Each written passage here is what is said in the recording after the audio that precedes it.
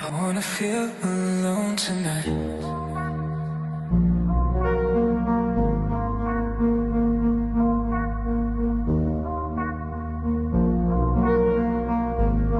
Don't wanna feel alone tonight. Hello and welcome back to The Current State. This is episode 7.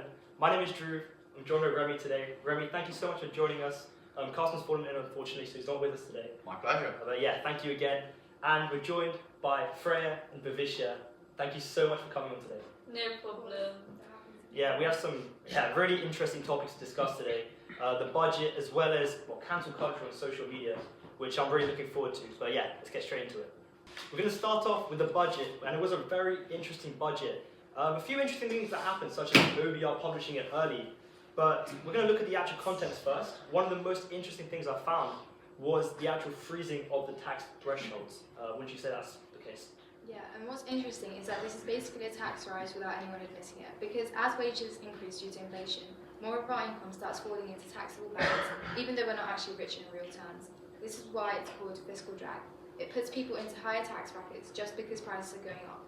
So even though tax rates haven't actually changed, the government ends up collecting a lot of money, 23 billion according to the OBR. It's clever politically, but it definitely hits ordinary workers. Yeah, I think it is really interesting as well. Obviously, last year, Rachel Reeves promised that she wouldn't increase income taxes.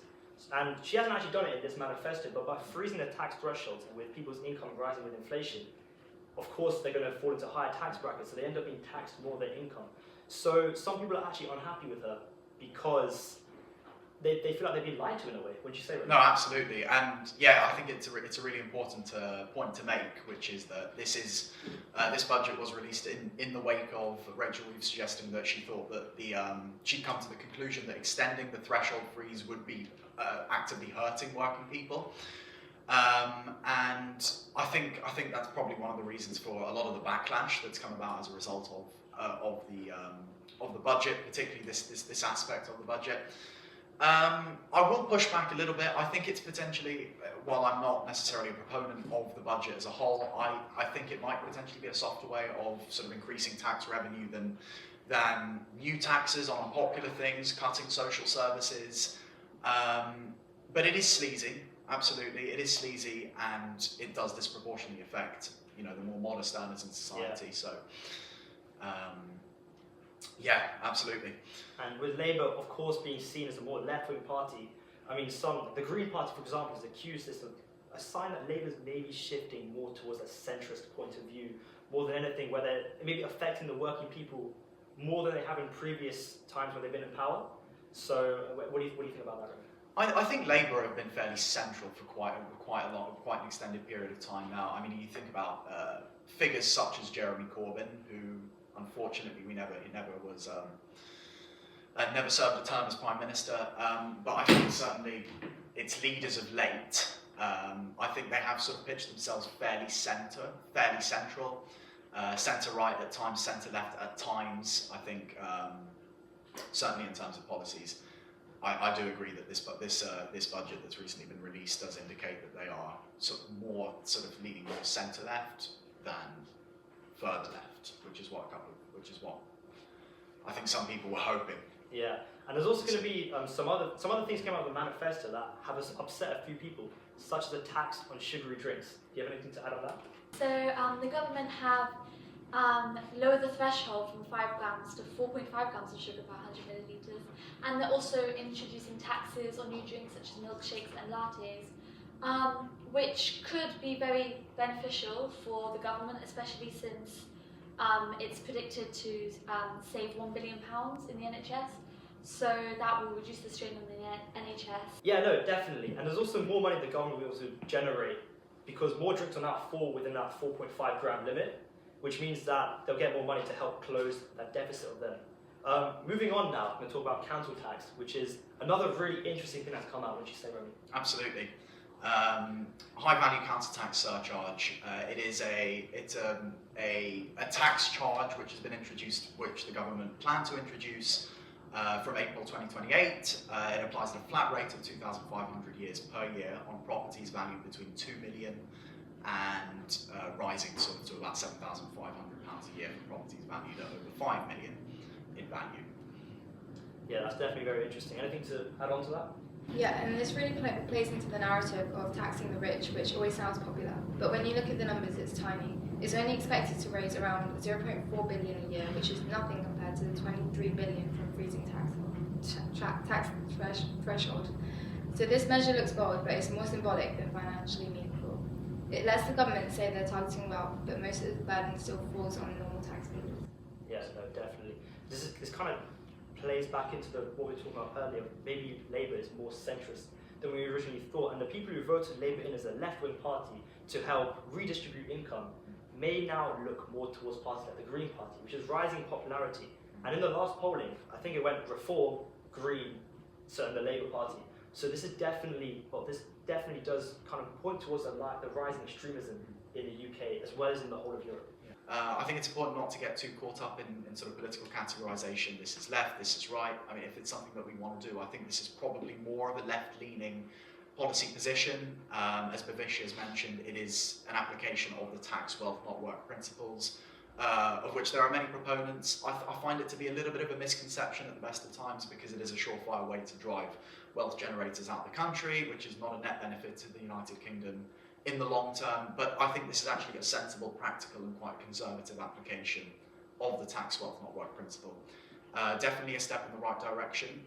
Needs careful design, not to impact modest earning property rich individuals, and unreliable property assessments are also a concern, property value assessments, unfair surcharges. But I think if we carefully introduce a policy like this, it's definitely a step in the right direction, and it's something that I'd definitely be a supporter of. Yeah, that's very well put, Remy. Thank you so much for that. Going to move on to something else that came out of the budget, which was the increase in minimum wage for workers in the UK. What this could potentially lead to is obviously more disposable income, which could lead to higher economic growth. What do you have to add to this? Yeah, exactly. I do agree with that. And on the surface, it is great news, especially during the cost of living crisis. Because if workers have more income, it means they can afford more essentials. But the thing is that when you combine this with frozen tax thresholds, a chunk of that extra wage can actually get taxed away.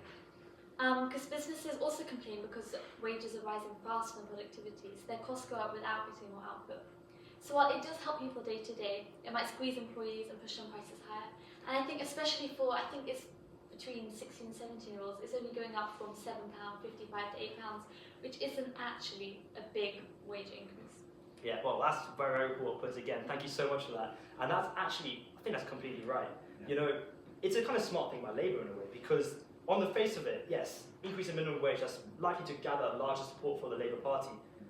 But it does also generate it generates more tax, basically. So this kind of ties into the Labour philosophy of tax hard and spend hard, which is kind of what they're doing here.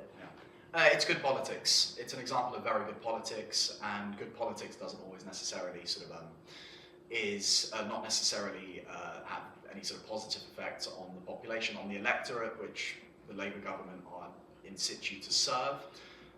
Inflation is increasing at a far higher rate than wages are. It's as simple as that. It makes no difference.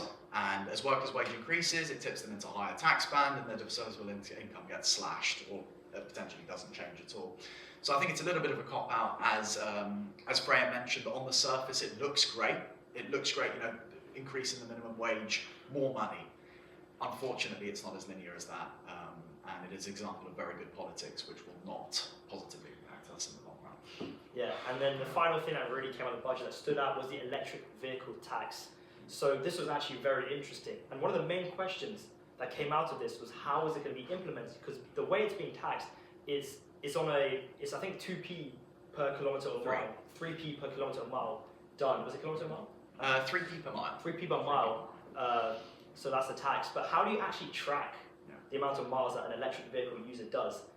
Because obviously the way what was proposed would be self-reported, but wouldn't you just wouldn't you just lie realistically to save money? Isn't that something that could happen? No, it is a concern. I think certainly with policies like these, it is a concern. How do you regulate? Exactly. How do you enforce? How do you implement? How do you gauge? How do you track?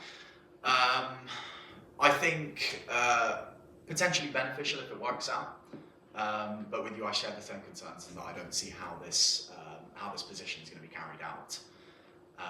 The policy of self-reporting, I think, is problematic because it's similar to, I mean, an example I want to sort of the best analogy I can think of, or the best example. Back in COVID-19, when we had measures which prevented people from being outside for longer than an hour, I mean, how do you Yeah, it's so difficult to enforce that. to isn't it? enforce? Absolutely. So I think a step in the right direction, but I have no idea how they're going to enforce it. Yeah, just like an overall reflection on the budget. Actually, I think that it does what's needed for Britain. Rachel Reeves, at the end of the day, realised that the UK has a deficit, and she needed to fill the hole. She promised last year she wouldn't raise income taxes, so she's done it in a kind of roundabout way through freezing tax thresholds. On the face of it, no income tax raise may make consumers happy, but once they realise that with their incomes rising and thresholds frozen, that this is an effective increase in income tax, they might lose trust in Reeves and the Labour Party and maybe shift towards more extreme parties. And we've seen many people go to the Green Party or Reform UK, and those are two parties on the rise. And this manifesto will only increase the rate of diffusion from the Labour Party to those two parties. Away. Yeah. No, I'm in total agreement. Completely concur with those positions. I think the main takeaway from this budget is that I think a lot of it looks fairly good at a first glance. Again, as I reiterate, it is an example of good politics when policy looks attractive at a first glance. Generally, it's enough to keep people happy for long enough. But as the freezing of the thresholds alone is expected to generate the government $23 billion in tax revenue in 6 years, which is definitely needed. which is required to fill the deficit, as you mentioned. But yeah, I know what you mean. Yeah. Maybe an example of good politics over good economics, but that's our take on the budget. Finally, we're going to move on to defamation in like a social media age. Very interesting topic. Freya, what do you have for us? So I think really to start with this, we should define defamation. So defamation is when someone makes a statement that damages another person's reputation in the eyes of reasonable members of society. So we have two types of defamation. We have slander and libel.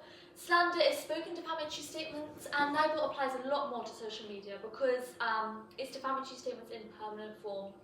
And I think what a lot of people don't realise is this includes many publications on social media, such as tweets, Instagram posts, TikToks, Facebook updates. All this kind of stuff really can count as defamation because it counts as publication. So even sharing or retweeting something can be treated as republication. So more than one person can actually be responsible for spreading defamatory content. And in the social media age, defamation really has changed a lot. Because social media has transformed communication, creating challenges that the law was not originally designed for. Because with social media, information spreads instantly and can go viral within minutes.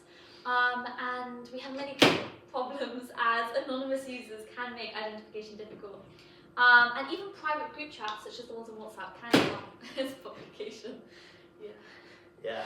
So apologies for the mic falling. technical difficulties. Yeah, technical difficulties. But that's actually very interesting, and I think you can apply this now especially. So there's a really famous case, just off the top of my head, a few years ago, maybe 2019, between Colleen Rooney and Rebecca Vardy. Yes. Vardy. This went famous across, it was national news basically. And what happened was, I might get the names the wrong way around, apologies for that, was that Rebecca Vardy realised that her private Instagram stories were getting leaked to the Sun. Yes. And so she did like her own internal investigation where she added like only one person to her private story, like a close friend story on Instagram. And then she added Rebecca Vardy, or it was either one of them. And then she found out the story got leaked, so then she found out that it was her basically. So then then Rebecca Vardy sued Colleen Rooney for defamation. Yes. So what does defamation even look like? How can you accuse someone of defamation? If someone just talks down on you, is that like a form of defamation? Or does that have to be more serious than that? Those are the questions that kind of need to be clarified going into the future. So I think anything that's damaging, or to have your reputation damaged at the behest of another individual, that's frustrating. That's unjust, that's unfair, it's illegal. You know, a lawsuit was filed for defamation, and obviously when you have a big following, it can be really, really detrimental. Exactly. If your followers discover something about you which they weren't necessarily supposed to know, whether or not it was true. Now, I think if it's untrue, that's a bigger issue, because that's spreading false information as well as defamation. However, I think the liberty of the individual needs to be respected, and I think it's very important that, you know, information being spread about another individual is done with their full consent. Yeah, I have an interesting situation just to ponder on quickly. So Yeah. say you're 16 years old and you commit a crime, for example, right? But then you grow up to be 24, 25, and you see that someone has posted about your crime, even though it's not legally, it can't be public knowledge. Someone's posted about your crime on Instagram or a social media platform. What do you think the regulation should be surrounding that? Do you think they should get criminal charges against them for posting about a minor, about posting about incidences when someone's a minor, or do you think that that's fair game? I think that there should definitely be a regulation surrounding that, because that's private information that's not meant to be posted about. It is obviously defamation, and even though they could just say, oh, it was like a joke or something, it's much more than that. Yeah, what do you think? Exactly, I agree with that. 'Cause especially with these Instagram posts or a tweet, it's crazy how one single small thing can really destroy someone's entire career, and something can be illegal so easily and count as defamation. I think especially, for example, the Monroe versus Hopkins case in 2017 really displayed this, because basically it was the libel, as I talked about before, a Twitter libel case between Jack Monroe and Katie Hopkins. And Hopkins essentially posted a tweet suggesting that Monroe had vandalised a war memorial, and this was not entirely untrue. And when Monroe asked for an apology, Hopkins refused, and the court actually ruled against Hopkins for posting this tweet. And the tweets were found as defamatory, and because they caused serious harm to his reputation, and because they had not taken steps to check the truth, one tweet can really bring you down, basically. Yeah, I think it also comes in, is the criminal charge that go against defaming someone, how serious can it get? Because once you talk down to someone, public opinion is skewed pretty much. There's not really much recovery you can do from that situation. Absolutely, and I think it's and I think the crux of this is sort of that defamation law. Defamation law in the age of social media is really important, because, you know, this is something that you'll be familiar with. Your digital footprint follows you everywhere. You can't erase it. It's eternal. Social media posts are permanent. They're searchable. They're viral. Young people are often unaware that reposting can be defamatory, and defamation law is particularly important now because the speed at which information can be disseminated, the anonymity, it's really difficult to identify the defendant, who the perpetrator of the defamation incident was, and it can be devastating to someone's life. It can cause serious financial losses if it's a company involved. It's a real problem, and defamation law is really important, that it's really robust and very punitive. But I've just got a question. If there's laws against defamation, and with the UK and America being aligned with so-called free speech, isn't that a restriction of free speech in some way? Doesn't that go against Western identity in some way? What do you think about that? I mean, you can say that, but if the truth's untrue, then that is defamatory, and that can take down someone's entire career. So I think essentially free speech should be allowed, but up until an extent, and when false statements, which can go viral on social media really easily, and people will believe that false information is true, that is not free speech if it's purely a lie to take down someone else. And I think that there are many problems with social media and the law, because Lost the Law wasn't initially designed to tackle social media, so there are many holes in it that should be addressed, such as platforms avoiding responsibility. So Section 5 of the 2017 law that I previously talked about is the website operator defence, which basically says that platforms are not liable for defamatory content posted by users if they follow a notice and takedown process. So this shifts blame from the social media sites onto the users, who basically bear all the legal risks But then we have even more issues with that as well, because we have so many anonymous accounts which are hard to trace. So even if someone does defame someone else, they might not necessarily be caught. And it's really hard to address the issues that can arise so easily within social media. Yeah, I think that ties into the key point that defamation as a definition itself is slightly vague as well. How can you apply defamation to different situations and get the same answer? It's one of those, it's very hard to apply. That's basically that's my conclusion. No, I'd be in concurrence. I think it's an important distinction to make between freedom of speech and freedom of consequence, as harsh as that might sound.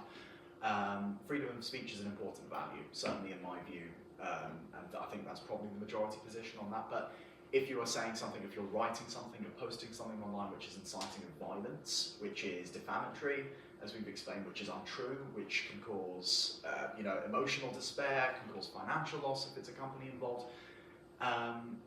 Freedom of speech is great. Freedom of consequence is also important, because if you're posting something like that can have really adverse effects, that can have consequences which are out of the individual's control and you're posting about, that's not okay. That's not okay, and you deserve to be consequenced. Yeah, definitely. If you decide to pursue. If you look at pose another question. So, thinking about Donald Trump and Jeffrey Epstein, a very sensitive topic, I know. If someone accused Donald Trump of having significant relations with Epstein, would there be no proof, but would there be nothing to actually really deny it? How can you apply it? How can you apply it in that situation then? I think that that definitely could count as defamatory content, especially since it's a very topical case at the moment. I think it also depends on the virality of these videos. It's like you have like tweets or information spread on social media, which if they go viral can really like defame like political characters such as this, and can really influence politics as well, which can be damaging only if the information is untrue. So really, what do you think as well? Do you think the law should address how viral these defamatory statements go? Because if it has 10 views or 10 million, this really can depend on how damaging it is to someone's career. Do you think the law should address that? Because litigation does not necessarily keep up with this at the minute. I think that no matter how viral it goes, you should face litigation in some way, because the intent is still there, right? It just so happens you don't have the same audience. The issue with it is that that's more of an idealistic view than a practical view. Practically, it's very difficult to litigate every single person who defames someone. I mean, out in Instagram right now, there must be so many hateful comments or false comments around there right now, which realistically no one has time to look at and really scour through and file cases against them. So yeah, idealistically, I would agree that every single case needs to be litigated, but practically, I don't think it's possible. But yeah, Bhavish, I was just wondering what your kind of take on this whole situation was. I was just thinking that defamation really matters more now in this digital world, because reputation is basically everything, because it affects jobs, relationships, and opportunities, because you can find out so much about you just from even like searching your name on Google, and one viral lie can like sometimes destroy someone before they even know what's happening. And yeah, that's very well put. Anything to add, Remy? I think the point that you make about Trump and the defamation sort of incident potentially. If he was to file a lawsuit for defamation, it would be interesting to see which way the court ruled. But I think with that very specific situation, Trump actually does have the ability, if this is false information that he's being accused of, or if these relationships which he's being accused of having are untrue, he has every opportunity to defend himself. He has every opportunity to release whatever evidence he'd like to disprove those criticisms or those accusations, which he's not done. In fact, which he's actually actively done the opposite of. I watched a very interesting debate with the FBI Director Kash Patel recently, General Representative Swalwell. Very interesting character. A very interesting character, a very controversial character. Yeah, definitely. But I think he did absolutely no favours in disproving the remarks, the accusations that are, and the allegations that Trump does indeed have these relationships with Epstein, or did indeed have these relationships with Epstein. Yeah, obviously a very sensitive topic. Jeffrey Epstein and Donald Trump right there. I think Trump has actually agreed to release the Epstein files. The timescale of that unknown still. The contents of that fully unknown still.